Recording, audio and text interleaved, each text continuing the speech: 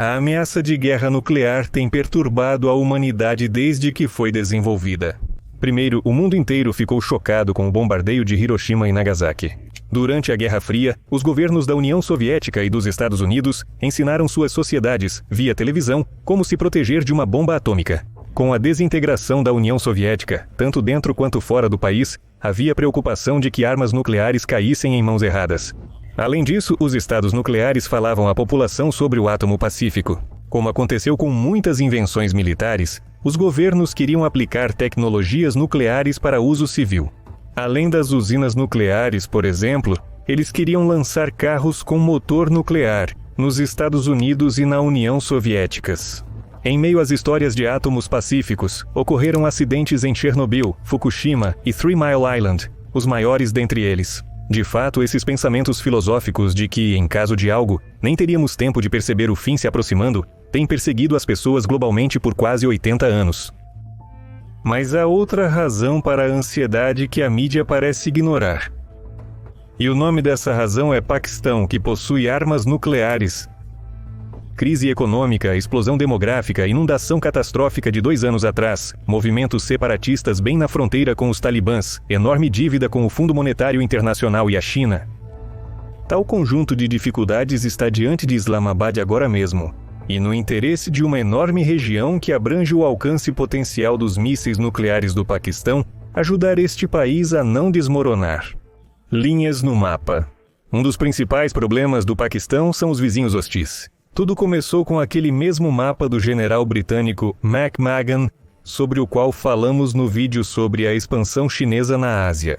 Essa linha desenhada à toa, que não levava em conta os interesses da região, tornou-se uma pedra de tropeço não apenas entre a China e a Índia, mas também entre a Índia e o Paquistão. E a região é a mesma, o montanhoso Caxemira. Por muito tempo, indianos e paquistaneses viveram juntos em um único estado, a Índia Britânica. Em 1947, o Império Britânico decidiu que era hora de partir e os ingleses deixaram essas terras. Imediatamente, as antigas divisões entre Sikhs, hindus e muçulmanos se tornaram aparentes, e o conflito chegou ao Grande Principado de Caxemira, governado pelo hindu Hari Singh. Ele reconheceu a soberania indiana, o que, de acordo com o Ato de Independência da Índia aprovado pelo Parlamento Britânico, ele tinha todo o direito de fazer. Junto com Singh, na União Indiana, estavam todos os seus súditos, incluindo a maioria muçulmana, que, por razões óbvias, o Paquistão considerava como seus. O exército indiano chegou ao Principado.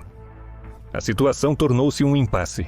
Do lado da Índia, havia um ato britânico e a decisão do governante legal Singh. Do lado do Paquistão, o direito principal dos povos à autodeterminação, reconhecido pela Organização das Nações Unidas desde 1945.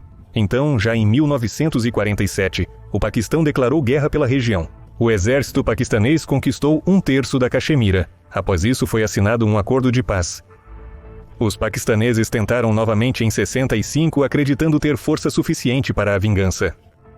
Os confrontos na fronteira se transformaram em ações militares em larga escala com o uso de tanques e aviões. Com a ajuda da União Soviética, foi possível chegar a um novo acordo para cessar as hostilidades. Para as negociações em Tashkent, o presidente do Conselho de Ministros, Alexei Kosygin, chegou. Depois, em 1971, ocorreu outra guerra indo-paquistanesa, que essencialmente não era sobre a região de Caxemira, mas a afetou. Iniciou-se uma grave inimizade entre o Paquistão Ocidental e o Oriental. No Oriente, houve revoltas bengalesas que foram apoiadas pela Índia. No final, o Paquistão Oriental se transformou no moderno Bangladesh, e o exército paquistanês sofreu uma derrota dolorosa. Durante a guerra, mais 10.000 pessoas perderam suas vidas pela divisão da disputada região de Caxemira. Pressionada pelos Estados Unidos e União Soviética, a Índia não expandiu seu sucesso militar, retirou suas tropas dos territórios paquistaneses ocupados e concordou em devolver mais de 90.000 prisioneiros. Em 72, os países concordaram em não violar a chamada linha de controle, que até hoje substitui a normal, claramente definida, fronteira estatal. Como se costuma dizer, saudações ao general McMahon. No ano de 2003, ambos os países se armaram com armas nucleares e mísseis balísticos. Diante da gravidade dos novos confrontos, os países buscaram soluções diplomáticas. Mas ignorando as armas nucleares, os vizinhos conseguiram entrar em um conflito de fronteira no ano de 2014. As forças aéreas indianas cruzaram a fronteira com o Paquistão pela primeira vez desde 1971 e atacaram alvos no território paquistanês e Caxemira. O ataque, apresentado como um golpe preventivo contra campos de terroristas, transformou-se em um combate aéreo. No final, os paquistaneses levantaram seus aviões e um MiG-20 e um indiano foi derrubado, assim como um deles. F-16 do Paquistão. Depois, isso se transformou em tiroteios, minas e bombardeios de artilharia na fronteira de Caxemira. E terminou depois de algumas semanas com mais promessas de nunca mais. Além das armas nucleares, o Paquistão é conhecido por suas forças cibernéticas. A infraestrutura de Islamabad foi regularmente atacada por equipes de hackers da vizinha Índia, bem como por ataques de grupos internacionais de cybercriminosos. E algo precisava ser feito sobre isso. Um dos projetos-chave se tornou o Ciberexército Paquistanês, que foi chamado para resistir aos ataques e também para realizar operações ofensivas. O projeto Ciberexército do Paquistão, lançado em 2018, é realizado em colaboração com a Turquia, permitiu a Islamabad fortalecer sua posição no campo da cibersegurança. Além disso, o setor de TI está se desenvolvendo ativamente no Paquistão.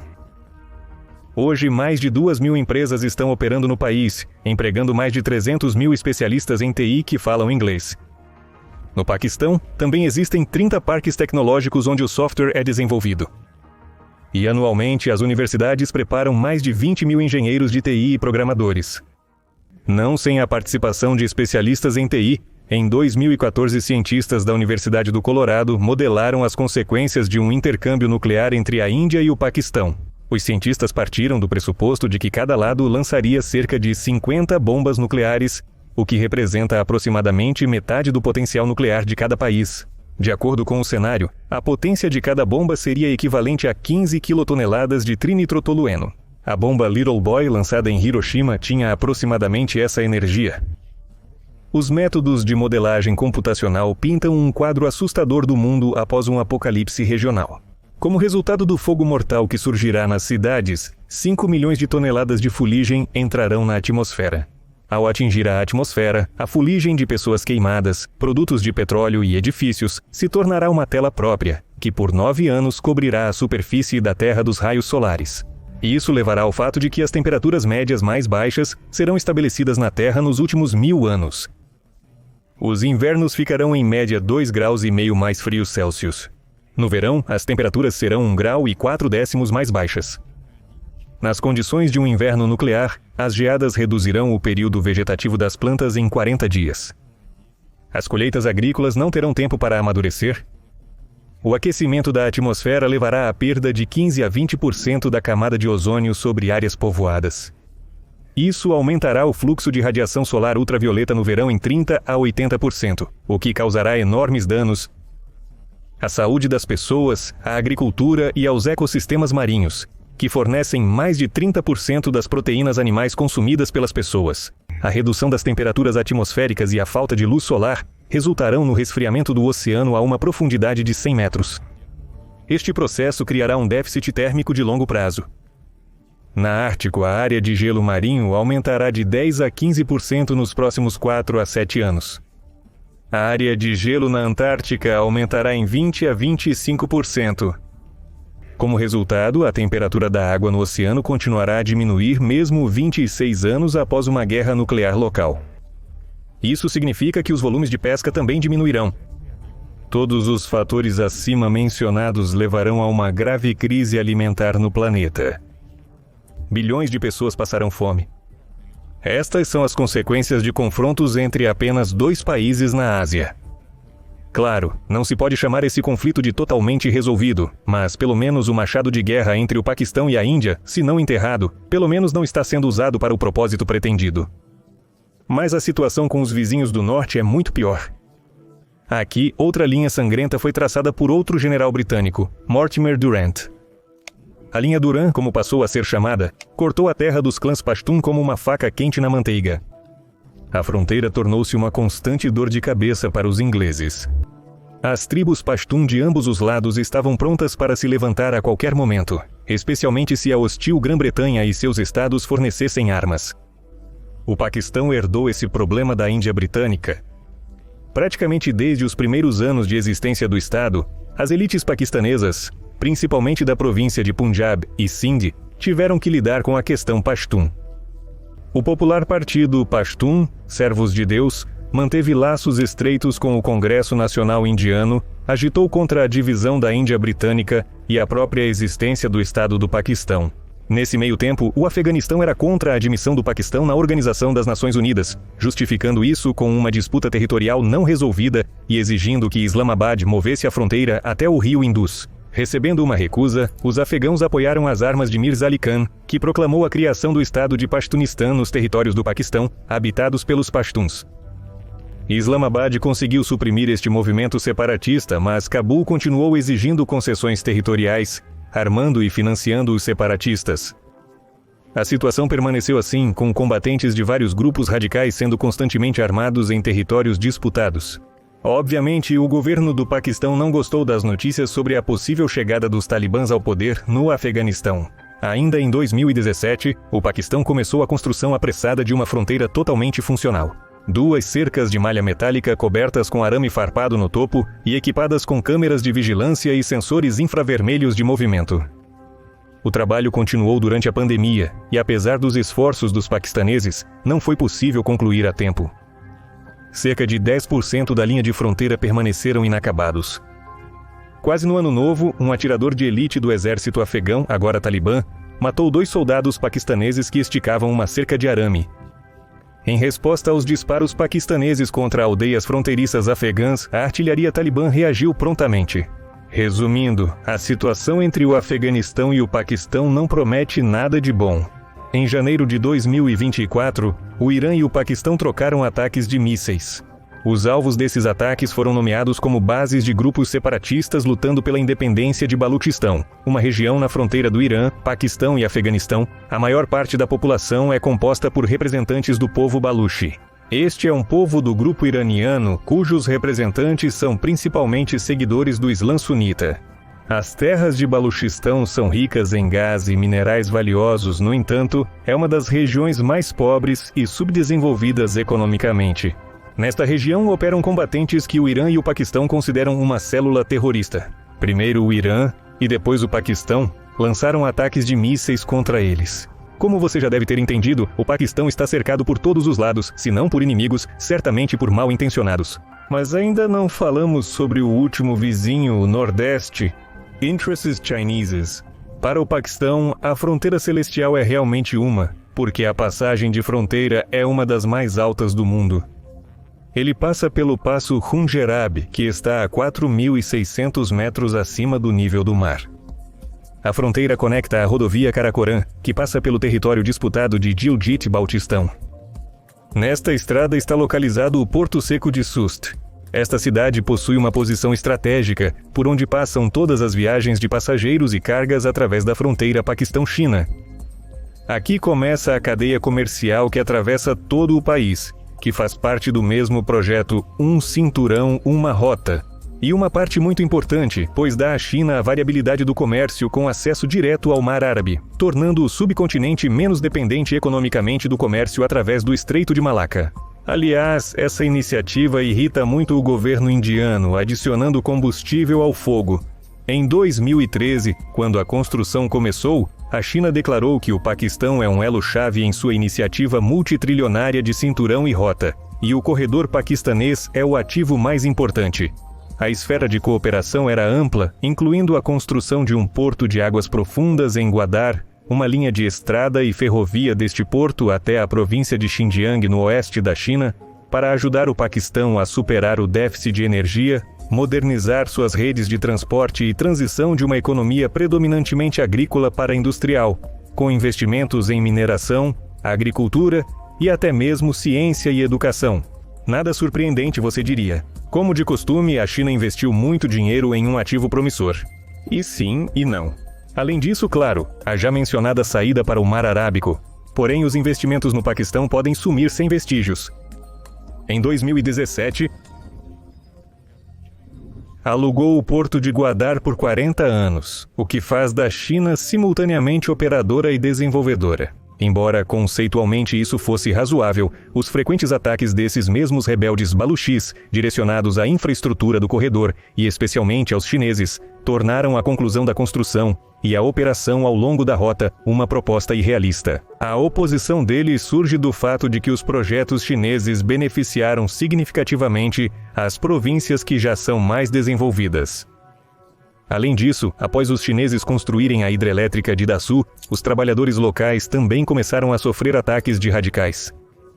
Xi Jinping até se pronunciou sobre isso. Esperamos que o lado paquistanês garanta a segurança das instituições e do pessoal chinês no Paquistão. E isso apesar do fato de que no Paquistão foram criadas formações militares especiais de 10 mil homens para proteger os trabalhadores chineses. Enfim, esse prazer custa uma quantia enorme que Islamabad deve a Pequim. 10 anos após seu lançamento grandioso, o complexo projeto da rede de infraestrutura chinesa, que se estende por 3.018 quilômetros, ainda é limitado por investimentos dispersos em projetos de energia e infraestrutura de transporte, sem quaisquer investimentos e transferências de tecnologia para a indústria ou agricultura para aumentar a produção e exportação.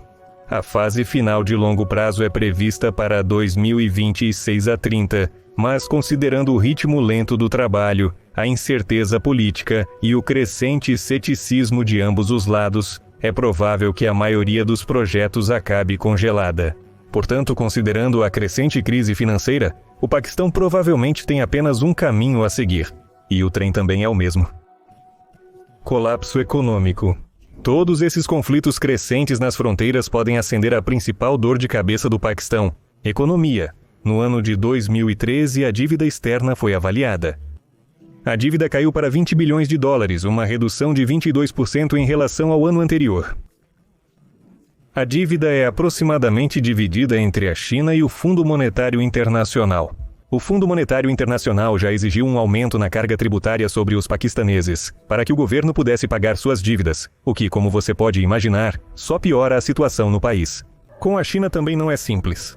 Se não houver dinheiro para pagamentos, terá que pagar com interesses políticos, como acontece com a Sub-Sahara em outras regiões do mundo. Fortemente, com e sem a economia enfraquecida, e os terríveis inundações atingiram em 2020 segundos. Devido às chuvas torrenciais, o governo teve que declarar estado de emergência. A tempestade causou danos a 33 milhões de pessoas, um terço de todos os habitantes, destruindo 160 milhões de casas, e o prejuízo foi estimado em 10 bilhões de dólares. Além disso, o número de mortos é de 1.325 pessoas. E o mais sombrio, a inundação cobriu territórios que produzem cerca de metade dos alimentos do país. A água destruiu 90% das colheitas, então uma verdadeira ameaça de fome paira sobre o Paquistão. Além disso, em abril de 2024, as inundações atingiram novamente o Paquistão, embora com menos intensidade. Mas essa não é a última ameaça para a economia. Nos Estados Unidos, União Europeia e outros países, políticos buscam aumentar a taxa de natalidade diante da queda anual. Já no Paquistão, ocorre o oposto, um explosivo crescimento demográfico. Até mesmo excessivamente explosivo. De acordo com o censo britânico de 1911, apenas 19 milhões de pessoas viviam neste território naquela época. Em 1954, 34 milhões. De acordo com o censo de 1998, 131 milhões. Mas de acordo com os dados de 2023, 241 milhões de paquistaneses. Isso é o quinto lugar no mundo em termos de população. O fato de que uma grande parte da população é muito jovem, a explosão demográfica continuará. Prevê-se que 4 em cada 10 paquistaneses tenham menos de 14 anos. De acordo com a estimativa do Banco Mundial, até meados do século, a população do Paquistão chegará a 335 milhões de pessoas. Embora ocorram frequentemente inundações devastadoras aqui, como as de 2010 e 2013, paradoxalmente, o Paquistão enfrenta problemas com a água potável. A dependência quase total do rio Indo ameaça a estabilidade de todo o país, que também é um dos mais populosos do mundo. Projeto 766. Há uma sensação de que a catástrofe é simplesmente inevitável. Inevitavelmente a economia colapsará e armas nucleares cairão nas mãos de um movimento radical. Surge a questão como as ogivas nucleares acabaram lá. Voltamos para o ano de 1971. As relações entre o Paquistão e a Índia atingiram um pico crítico. Como resultado da participação da Índia e do conflito entre o Paquistão Ocidental e Oriental, o mundo ganhou um lugar tão glorioso como o Bangladesh independente. O mundo então se alegrou com esse fato, mas os paquistaneses não muito. A Índia começou a superá-los em larga escala na indústria, no poder militar e na população. A decisão radical a que chegaram não só a Índia naquele momento, mas também o Paquistão, foi criar armas nucleares. Mas a cúpula de Islamabad não tinha ideia de como resolver esse problema. No entanto, um pashtun desconhecido de origem indiana com cidadania paquistanesa já tinha um plano em mente. Ainda mais surpreendente, ele estava na Holanda naquele momento. Abdul Qadir Khan nasceu em 1936, e após a divisão da Índia, sua família se mudou para o Paquistão, onde ele recebeu uma boa educação, especializando-se em física, matemática e metalurgia. Depois, Abdul se mudou para a Europa, onde obteve nada menos que 3 diplomas superiores em metalurgia, primeiro na Alemanha, depois na Holanda e mais tarde na Bélgica. A educação europeia, bem como a esposa de origem holandesa, garantiram-lhe um emprego na FDO. É uma subsidiária da corporação alemã envolvida no desenvolvimento da energia nuclear pacífica. A empresa usava centrífugas de gás para a produção de urânio, uma tecnologia única que só ela e a União Soviética possuíam naquele momento. Abdul escolheu um lugar como não poderia ter escolhido melhor. Fim do século XX. Por toda parte, espiões americanos, soviéticos e chineses tentam descobrir e roubar os avanços tecnológicos dos concorrentes. Tudo é estritamente protegido, especialmente as empresas ligadas à indústria nuclear. Mas Abdul provou ser um estudioso pashtun inabalável. Após anos de trabalho, ele acumulou inúmeros segredos daquele período sem levantar suspeitas. Em 1974, na Índia, ocorreram os primeiros testes da bomba nuclear Buda Sorridente, enquanto em Islamabad, os físicos nucleares permaneceram estagnados. Então Abdul Khan decidiu finalmente enviar uma carta para o Paquistão, onde brevemente expressou seus pensamentos sobre o início do caminho para um verdadeiro projeto nuclear. Naquele período, o governo paquistanês buscava solucionar a questão de forma íntegra, encomendando à França a construção de reatores nucleares. Mas em algum momento, durante as tensões entre a Índia e o Paquistão, os franceses perceberam que seu projeto seria claramente usado não apenas para fins pacíficos, e pararam a construção, deixando os paquistaneses sem nada. Por isso, Abdul Qadir Khan teve uma reunião com o primeiro-ministro Bhutto, e a ideia do cientista foi aceita como a última esperança. Em 1975, os paquistaneses começaram a adquirir o equipamento necessário, e os serviços de inteligência holandeses finalmente perceberam. Afinal, os paquistaneses compraram tudo das mesmas empresas que a própria UCN, onde o cientista pashtun trabalhava. A investigação rapidamente descobriu a falha dos serviços de segurança da UCN, e logo tomou a decisão de prender Khan. Mas os políticos se envolveram no assunto. O gabinete de ministros dos Países Baixos, receando um escândalo, sanções e um impacto na economia, ordenou aos serviços especiais que não mexessem no paquistanês, para evitar repercussão na mídia. O mais engraçado é que eles nem demitiram Khan nem o deportaram, apenas o transferiram para um cargo sem acesso a informações confidenciais. Além disso, os serviços especiais holandeses consultaram seus colegas da Agência Central de Inteligência, e os americanos aprovaram as ações da inteligência local, supondo que os paquistaneses não conseguiriam nada, devido à sua base industrial medíocre. Khan, após ser transferido para um cargo inútil, decidiu retornar para sua terra natal levando consigo alguns documentos secretos. O único trabalhador da FDO que prestou atenção no cientista paquistanês foi quem soou o alarme. Ele recorreu aos serviços especiais, de onde foi pedido que saísse por razões compreensíveis, sendo demitido da FDO. Então, o cientista vazou tudo para a imprensa e um grande escândalo estourou. O escândalo fez o governo confirmar o fato do roubo e condenou Abdullah a 4 anos de prisão. A situação era tão absurda que, quando Khan decidiu visitar a Holanda novamente, descobriu que seu caso havia desaparecido e ele podia se mover livremente pelo país. O juiz que conduziu o caso acusou a Agência Central de Inteligência de criar essa situação absurda. No Paquistão, Khan se tornou o líder do projeto para criar uma bomba nuclear. Ele tinha um enorme orçamento, a confiança do governo e todo o conhecimento necessário. Mas apenas a Agência Central de Inteligência estava certa, o Paquistão realmente não conseguia produzir os componentes necessários. E adquirir abertamente o necessário também é inviável, devido ao Tratado de Não Proliferação Nuclear. Mas Abdul Khan sabia onde e o que procurar. Ele criou uma rede inteira para comprar o equipamento e materiais necessários na Europa e América. Usando um antigo conhecimento, ele encontrou fornecedores que começaram a enviar mercadorias para o Paquistão através de empresas subsidiárias em Dubai. Mas em um negócio tão complicado, não poderia haver excessos. Algumas transações na Alemanha e nos Estados Unidos foram descobertas, e o acadêmico foi alvo da Agência Central de Inteligência. Sob inspeção, revelou-se que um complexo de empresas de enriquecimento já havia sido construído no Paquistão remoto. E segundo a Agência Central de Inteligência, isso deveria ter levado mais 10 anos. A inteligência estava no topo e já em 1979, o presidente Jimmy Carter impôs sanções contra o Paquistão. E novamente Islamabad teve sucesso. Os americanos quase imediatamente cancelaram as sanções porque o Paquistão era um aliado intermediário para influenciar o Afeganistão, que era muito mais importante para a América. Ainda nos anos 80, ficou claro que as sanções em um mundo moderno com comércio global funcionam de forma muito seletiva. Os americanos tentaram interromper as cadeias de comércio, pressionando as empresas europeias que vendiam equipamentos, mas elas responderam que as vendas não eram para o Paquistão. No papel era assim. Em 1987, o Projeto 766, como foi chamada a primeira bomba nuclear do Paquistão, foi concluído com sucesso. Foi montado o primeiro protótipo de ogiva. Abdul Khan, no entanto, queria obter ainda mais resultados das suas correntes e suprimentos. Ele começou a vender tecnologia e equipamentos para países como o Irã. E na Agência Central de Inteligência, eles ainda estavam convencidos de que a rede estava operando exclusivamente no Paquistão. Supostamente, o vazamento de informações nucleares para o Irã ocorreu naquele período. Toda essa história com as entregas só terminou em 1999, quando a Agência Central de Inteligência, em busca de uma fonte de tecnologia de enriquecimento de urânio, chegou aos agentes de Khan, no Irã. Era a família suíça Tiner.